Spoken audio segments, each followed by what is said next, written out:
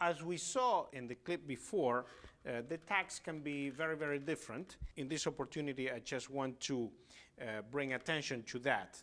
Let me give you a few examples. I'm going to use this motif. 1, 2, 3, 1. So, for example, I can work with the register and say, okay, my tag is going to have, it's going to end up in the upper part of my instrument. So, I can also try to use different rhythms. So, for example, if these are all eighth notes, I may want to try a triplet, for example. 1, 2, 3, 1.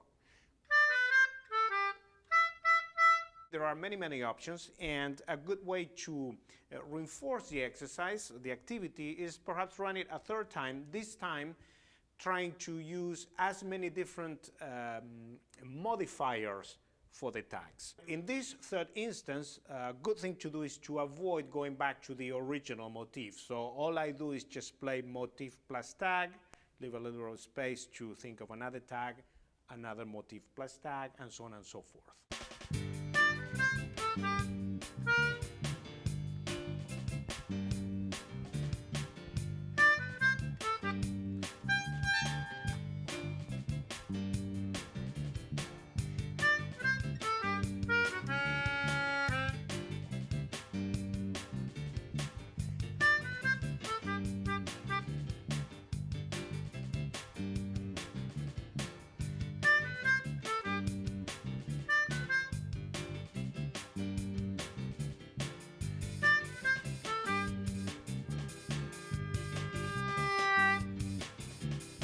In activity 1, when we were working with changing the last note of the motifs, we discussed that the ending notes could establish patterns.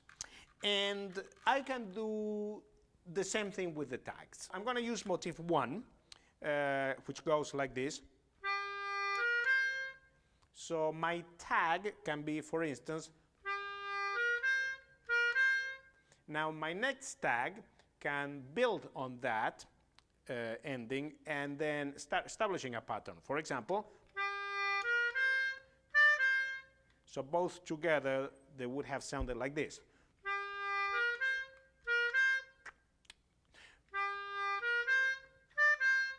And the pattern here is that I'm approaching, in both cases, C, from below and from above. This is a complementary activity to the one we saw before, in which on each tag I'm trying to be very different.